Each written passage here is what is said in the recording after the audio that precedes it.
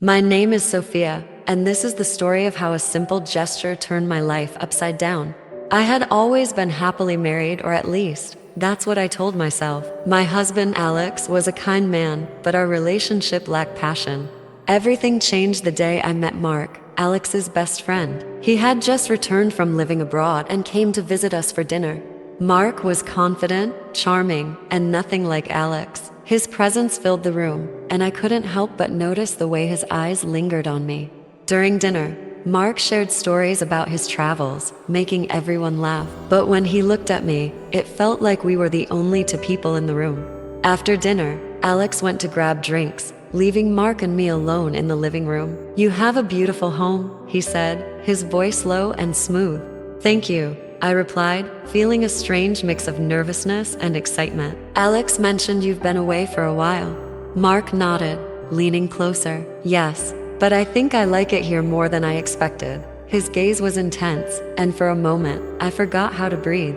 Before Alex returned, Mark stepped back, giving me space, but the tension between us was undeniable, and I knew that night was just the beginning.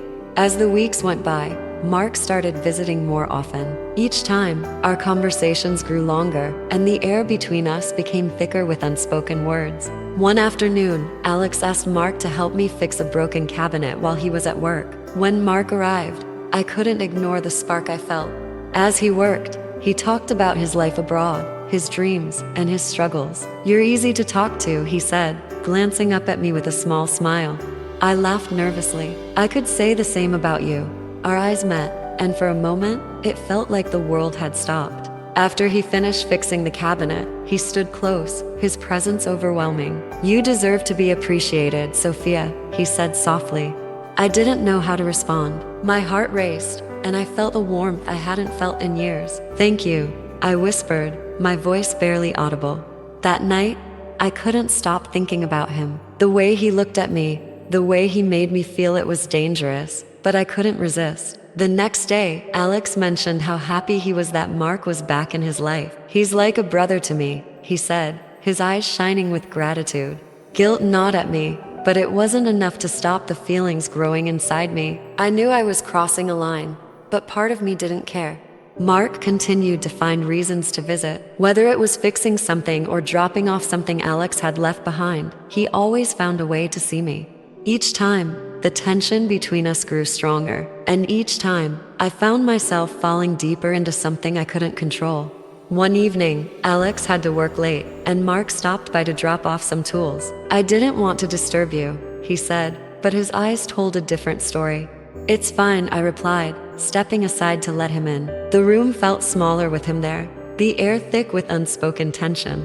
As he handed me the tools, our hands brushed. It was a fleeting touch, but it sent a jolt through me. "You seem quiet tonight," he said, his voice soft. "I've just been thinking," I admitted, my voice barely above a whisper. "About what?" he asked, his eyes searching mine. I hesitated, unsure how much to say. "Life," I replied vaguely. He nodded, stepping closer. "You know, Sofia, you deserve more than just life. You deserve to feel alive." His words hung in the air, heavy and intoxicating. Before I could respond, he reached out, gently brushing a strand of hair from my face. My heart raced as I stepped back. "Mark, we can't," I started, but he interrupted. "I know, but that doesn't change how I feel." The next few days were a whirlwind of emotions. I avoided Alex as much as I could, guilt eating away at me, but I couldn't stop thinking about Mark. One afternoon, Alex mentioned he had to go out of town for a business trip. "Mark will check in on you while I'm gone," he said with a smile. The idea of being alone with Mark both thrilled and terrified me. I knew I was playing with fire, but I couldn't stop myself. The night Alex left, Mark came over. "Just making sure you're okay," he said, his smile warm but his eyes intense. "I'm fine," I replied, trying to stay composed. We sat in the living room, talking about everything and nothing. As the night went on, the space between us grew smaller until we were inches apart. "You're incredible, Sofia," he said, his voice low. "I can't stop thinking about you." His words were a confession, and I felt my resolve crumbling. "Mark, this isn't right," I said, but even as I spoke, I didn't pull away. He leaned in, his lips brushing against mine, and the world seemed to stop. For a moment, I let myself get lost in him, but then reality crashed down, and I pulled away. I can't do this, I said, tears in my eyes.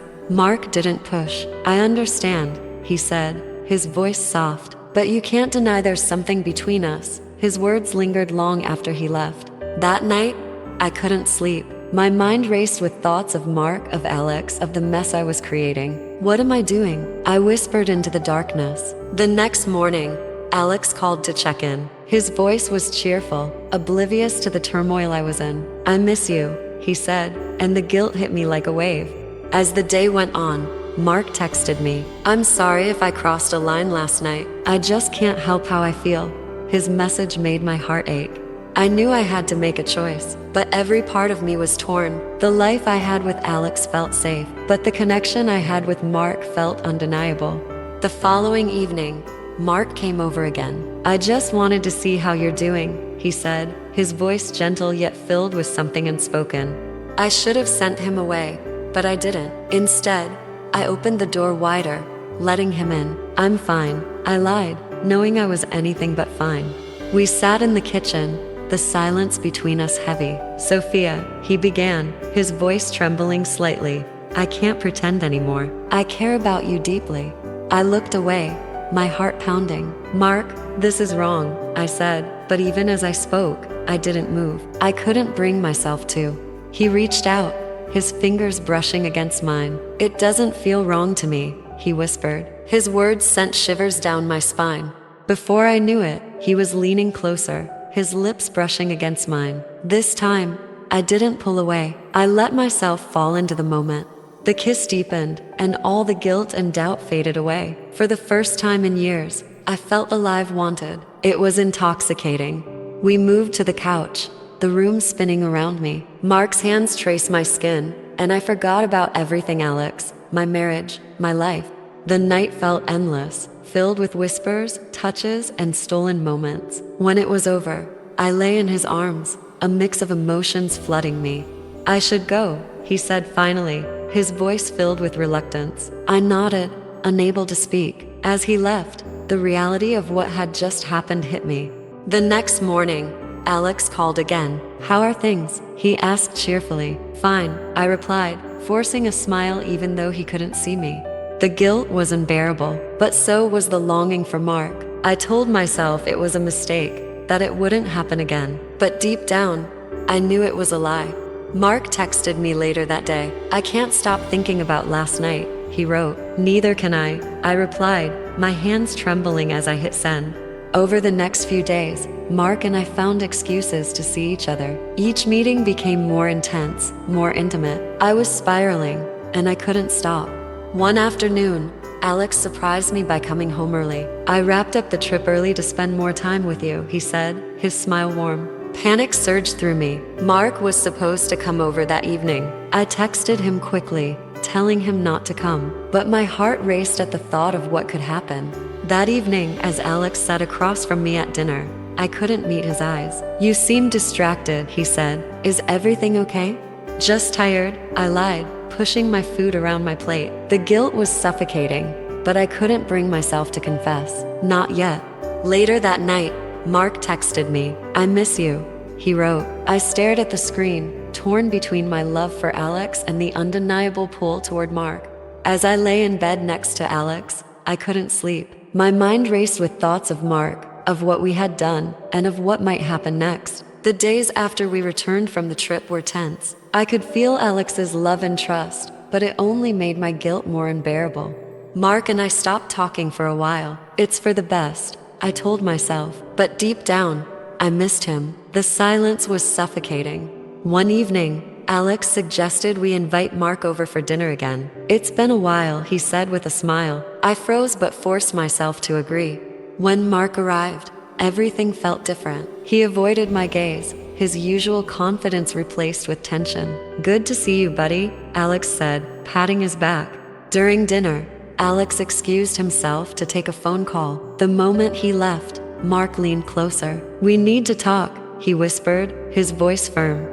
Not here, I hissed, glancing toward the door. But Mark didn't back down. Sofia, this isn't over. We can't just pretend it didn't happen. Before I could respond, Alex returned. What did I miss? He asked cheerfully, oblivious to the storm brewing between Mark and me. After dinner, Alex went to bed early, leaving Mark and me alone in the living room. We can't keep doing this, I said, my voice trembling. But do you want to stop? Mark asked, his eyes locking onto mine. The silence between us was heavy, filled with everything we couldn't say out loud. I didn't answer. Instead, I stood up and walked to the kitchen, hoping to escape the tension, but Mark followed, his footsteps soft but determined. As I turned to face him, he stepped closer. Sofia, he started, but before he could finish, Alex's voice interrupted us. What's going on in here? I froze, my heart pounding in my chest. Alex stood in the doorway, his eyes narrowing as he looked between us. Is something wrong? He asked. No, nothing, I stammered, trying to sound casual. But Alex wasn't convinced. It doesn't look like nothing, he said, his tone cold and suspicious. Mark stepped in, his voice calm. We were just talking, Alex. It's nothing to worry about. But Alex's gaze didn't soften. The trust was beginning to crack. That night, I couldn't sleep. I replayed the moment over and over in my head, the fear of Alex finding out consuming me. This has to end, I whispered to myself. The next day, I called Mark. We can't see each other anymore, I said, my voice firm. It's too risky. Alex is starting to suspect something. Mark didn't argue. I understand, he said quietly, but I can't promise I'll stop caring about you. His words hung in the air, heavy and bittersweet. For a while, things seemed to return to normal. Alex was his usual cheerful self, and Mark stopped coming around as often. But the guilt never went away. One evening, as Alex and I sat watching TV, he turned to me suddenly. Sofia, is there something you're not telling me? His question caught me off guard. What do you mean? I asked, trying to keep my voice steady. But his eyes were searching mine, filled with suspicion and hurt. You've been distant lately. I opened my mouth to deny it, but the words wouldn't come. The weight of my secrets was too much to bear. Tears filled my eyes as I looked away. Sofia, please, Alex said, his voice breaking. If there's something going on, just tell me. But I couldn't. The truth would destroy him and us. The tension in the house was unbearable. Alex's suspicions were growing, and I knew it was only a matter of time before everything unraveled. Mark tried to keep his distance, but one evening, I found him waiting outside our house. We need to talk, he said, his voice serious. What are you doing here? I hissed, glancing nervously at the house. Alex is inside. If he sees you, Mark cut me off. I don't care anymore. He stepped closer, his eyes locking onto mine. Sofia, I can't keep pretending. I'm in love with you, and I don't want to lose you. His words were both a comfort and a burden. Mark, this isn't about what we want, I said, my voice breaking. We've already gone too far. Before Mark could respond, the front door opened. Alex stood there, his expression unreadable. What's going on here? He asked, his voice cold. My heart stopped. I couldn't find the words, but Mark stepped in. Alex, I think we need to talk, he said, his voice steady but tense. Alex's eyes darted between us, realization dawning on his face. No, he said, shaking his head. You can't be serious. His voice cracked with disbelief. Alex, I'm so sorry, I began, tears streaming down my face. I didn't mean for this to happen, but my words only seemed to fuel his anger. You didn't mean for this to happen? Alex shouted, his voice filled with pain. You betrayed me, both of you. He turned to Mark, his fists clenched. Mark tried to calm him down. Alex, I never wanted to hurt you, but I couldn't help how I felt. His words only made things worse. Alex lunged at Mark, and the two of them started fighting. I screamed, trying to pull them apart, but they were too consumed by their anger. The fight ended with Mark on the ground, blood dripping from his nose. Alex looked at me, his face a mixture of rage and heartbreak. We're done, he said coldly. Alex stormed back into the house, slamming the door behind him. I turned to Mark, who was struggling to stand. This is over, I said firmly. It has to be. Mark didn't argue. He simply nodded, his eyes filled with sadness. I'm sorry, he whispered before walking away. And just like that, everything fell apart. The next few weeks were a blur. Alex filed for divorce, and Mark moved out of town. I was left to pick up the pieces of the life I had destroyed. One night, as I sat alone in the empty house, I reflected on everything that had happened. The love, the lies, the betrayal, it all felt like a distant memory. I made mistakes, I whispered to myself, but I have to live with them now. The weight of my choices was heavy, but I knew it was something I had to carry. Sometimes life doesn't give you second chances. Sometimes the people you hurt don't come back. And sometimes all you can do is learn from your pain. I still think about Alex and Mark, about the life we could have had if things were different. But regrets won't change the past, they only remind you of it. This is my story, a story of love, betrayal, and loss. And if there's one thing I've learned, it's that a single moment can change everything. Sometimes you have to live with your mistakes, but sometimes thinking before you act can make your life so much more valuable. Thank you for listening to my story. I hope it reminds you to value what you have and to think twice before risking it all.